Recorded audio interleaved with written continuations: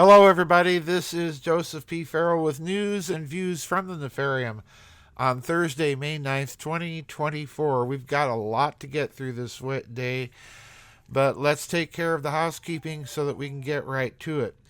Don't forget, tomorrow afternoon at 2 p.m. U.S. Central Time, we have our first vid chat of the month of May this year. This is the new format, so we will be starting at the bottom of the comments, going to the top, and with a time limit of about 3 hours. So we are on schedule for that tomorrow. All of the bad weather, at least for the moment, has moved through, although we are expecting another round next week, so please keep your eyes peeled on the schedule for last-minute schedule changes.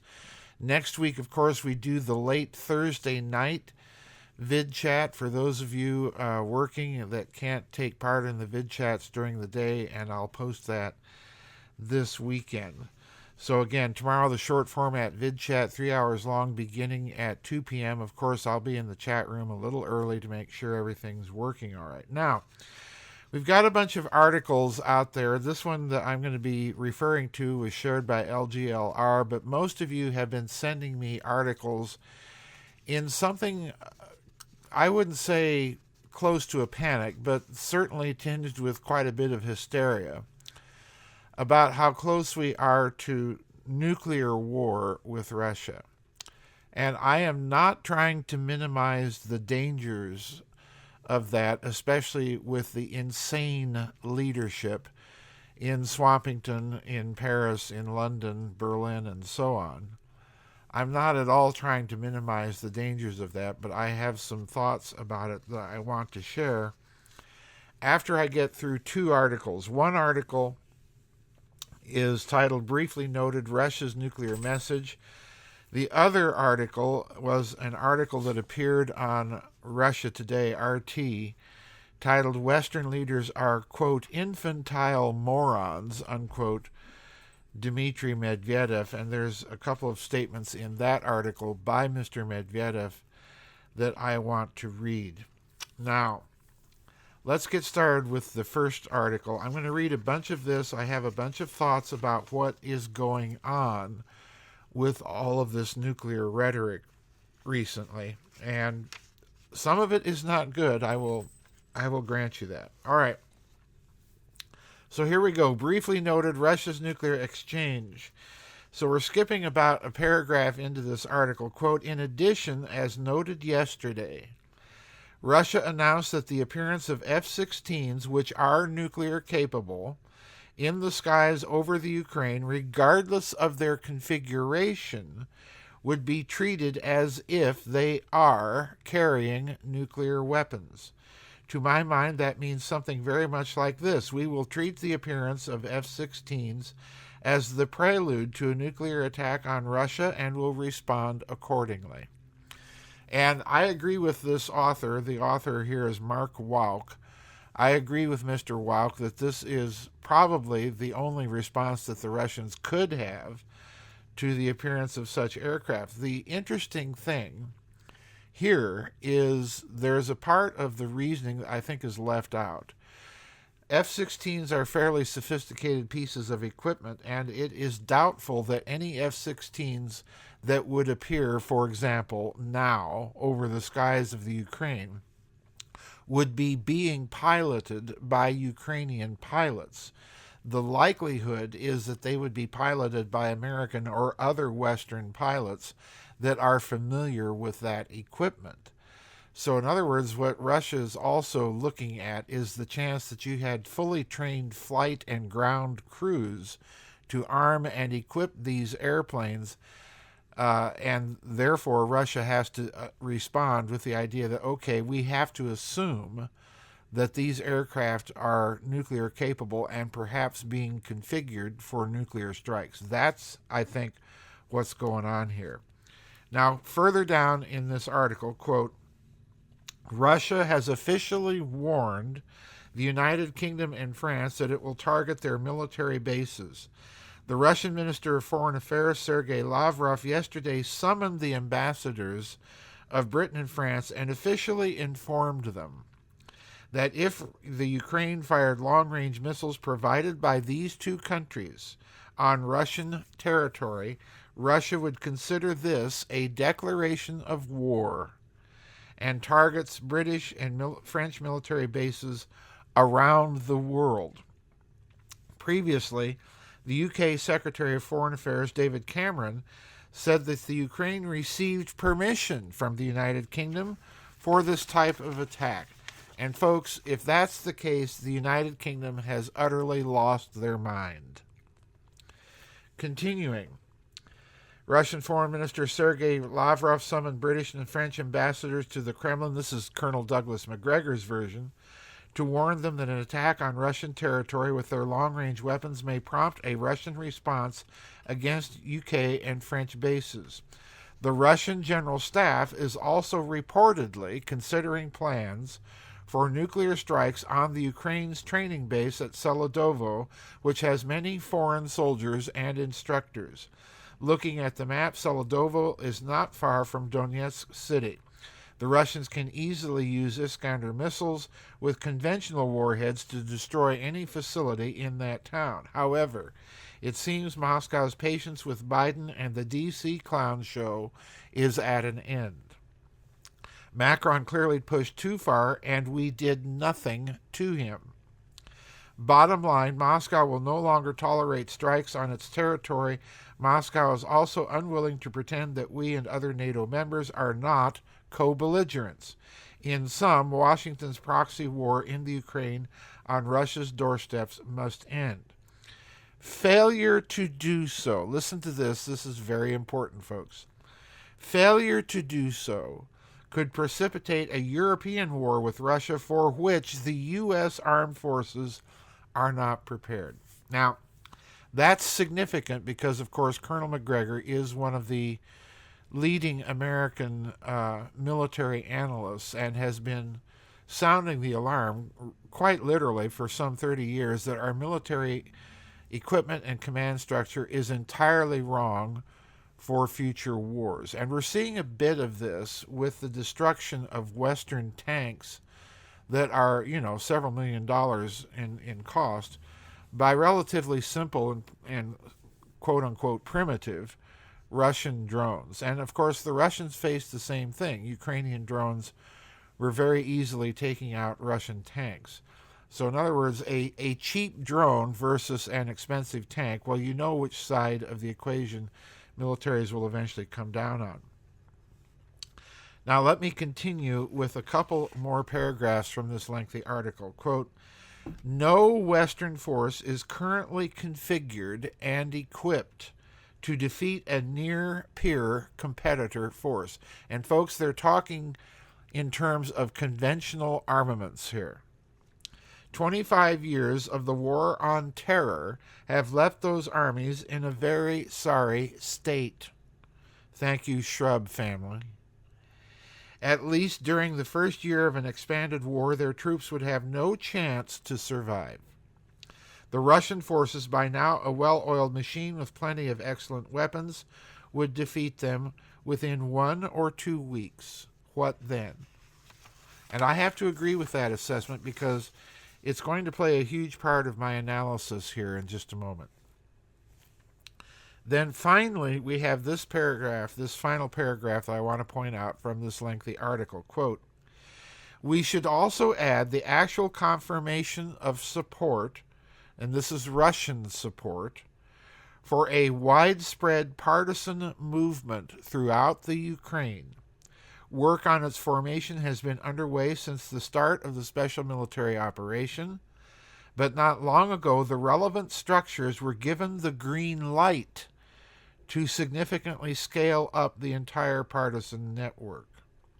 In other words, the covert operations game, as I have been warning, is now on, and I suspect that after the Russian elections this month, in fact, we are going to see that effort kick off for real and real operations take place. Now, I want to point for a very brief minute to the second article, which again many of you sent me, From Russia Today, Western leaders are, quote, infantile morons, unquote, citing Dmitry Medvedev.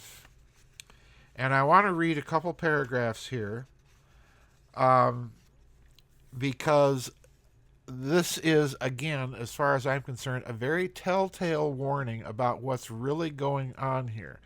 And folks, I'm not telling you to put aside fears about nuclear war. What I'm telling you is to recalibrate in your mind the mental image of what you think nuclear war in modern terms is. We're going to get back to that in a minute. Quote, the U.S., the United Kingdom, France, and other Western nations, hint, hint, Germany, should take a Russian nuclear drill as a reminder of where escalation of the Ukraine conflict could take them, former President Dmitry Medvedev has said. On Monday, the Russian Defense Ministry announced an imminent exercise to test the capability to deploy non-strategic nuclear weapons. It said the training was ordered by President Vladimir Putin after, quote, provocative statements and threats, unquote, by Western officials. Medvedev, who serves as deputy head of the Russian Security Council, referred to debates in the West about possible deployment of NATO troops to the Ukraine, as well as, quote, active encouragement of Kiev to use Western missile weapons against the entire Russian territory, unquote, as grounds for the drill. Russia, quote, will have to respond, unquote, to the proposed deployment of Western soldiers, quote, and this response will not be, unquote, in the Ukraine, the Russian official warned. Now remember, this is Medvedev himself. In that case, listen carefully, folks, in that case, quote, there will be no hiding on Capitol Hill, in the Elysee Palace, or at 10 Downing Street, unquote.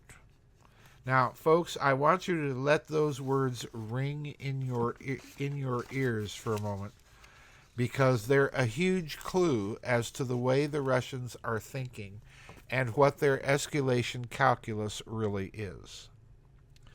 So, first of all, here's my observations about what's going on. If we allow this monster called NATO to continue in its current form, we're going to have these wag the dog scenarios where European leaders of the European powers, Prime Minister Sunak, President Macron, and God help us, Bundeskanzler Scholz, can say crazy and do crazy and stupid things, like sending missiles, cruise missiles. The Germans were threatening to send their Taurus cruise missile to the Ukraine to allow the Ukraine to carry out strikes within Russian territory with these missiles, which, according to the first article, Foreign Secretary David Cameron in the United Kingdom has already green-lit for the crazy people in Kiev. All right? So, in other words, the wag-the-dog scenarios are quite possible. And this is a reason, as far as I'm concerned, that the United States should follow the advice of its first president, George Washington.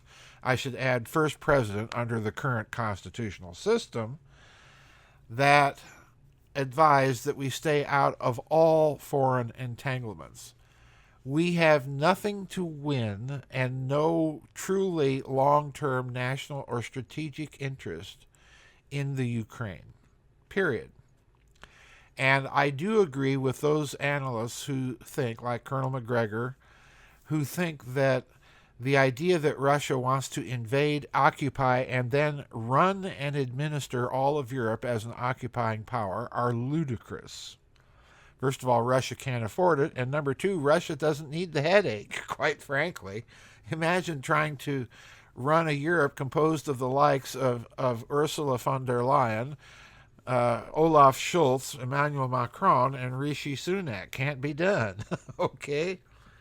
So the wag the dog scenario, I think, is showing us how really, truly decrepit and useless the whole NATO structure has become. That's just my 2 cents. You may disagree.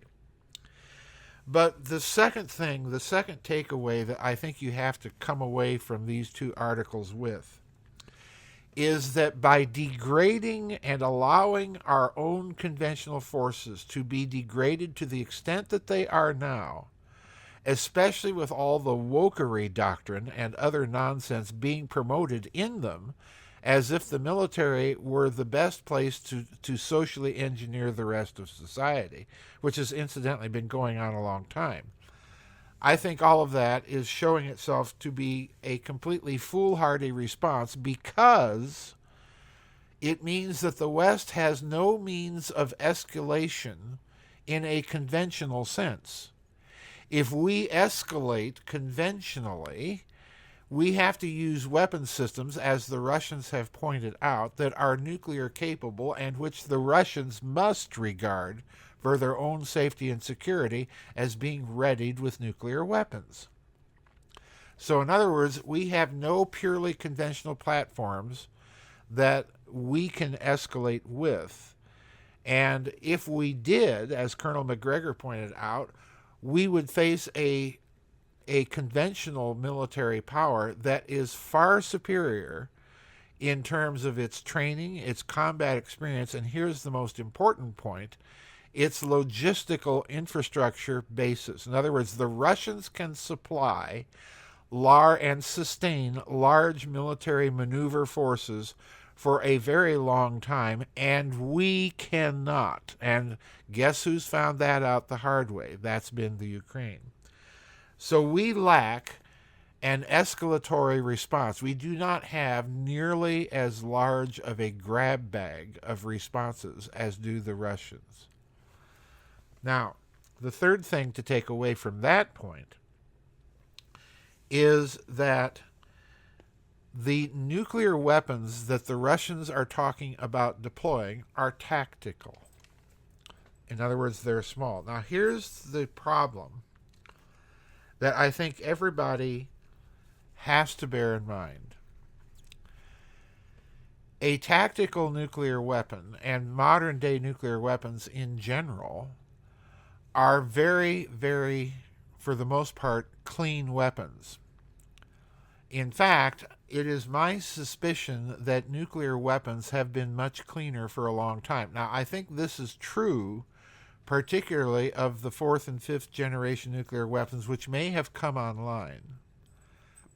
Russia, I think, has fully kept abreast of these developments. Now, what I'm telling you is that this means that the fallout from their use is probably now much, much less than it used to be back in the bad old days of the Cold War.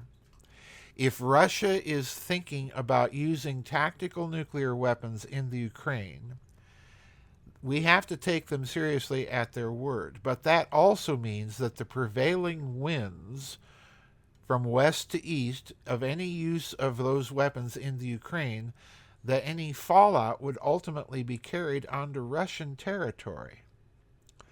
So I suspect that, again, if we take the Russians at their word, that fact means that those tactical nuclear weapons are much, much cleaner and devoid of the massive amounts of fallout that used to happen with nuclear weapons.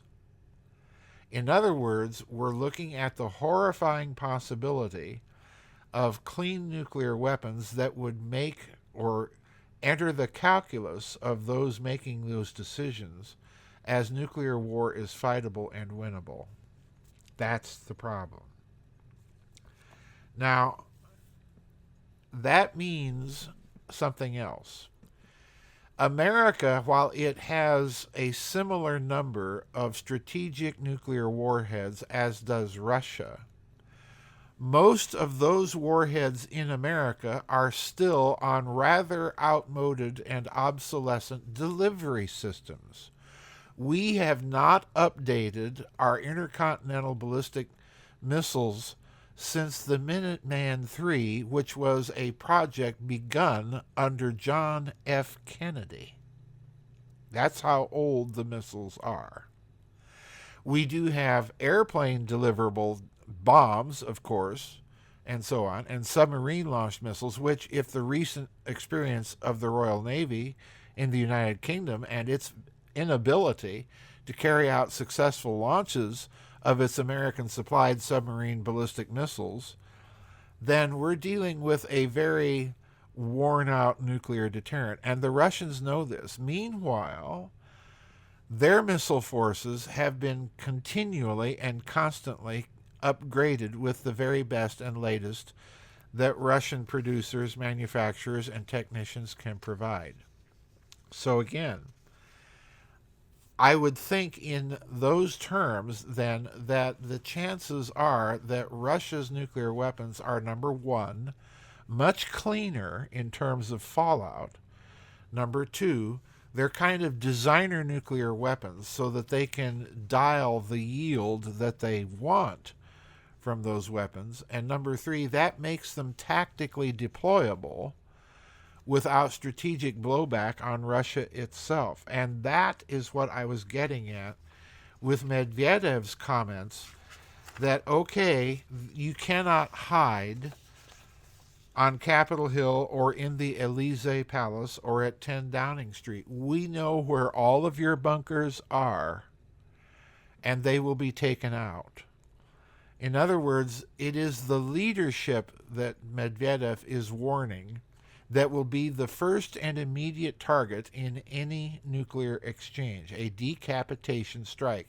Get rid of the command and control of the opponent.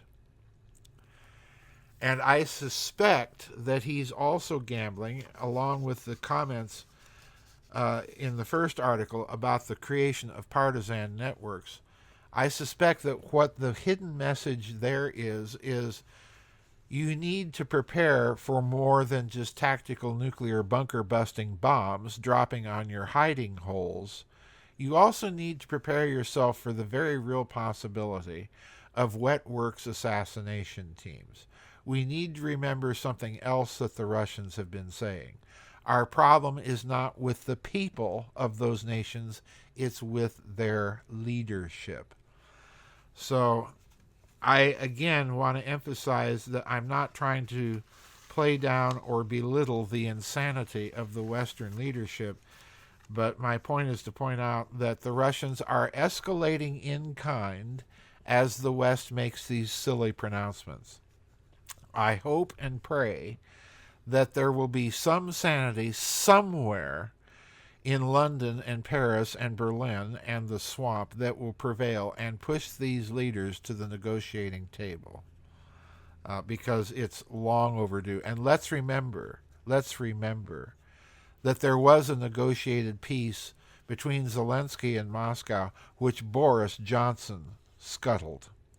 So if you look at the record, most of the blame, I'm quite adamant in this, in my conviction here, most of the blame for all of this mess lies squarely on the shoulders of the West, and in particular on the USSA.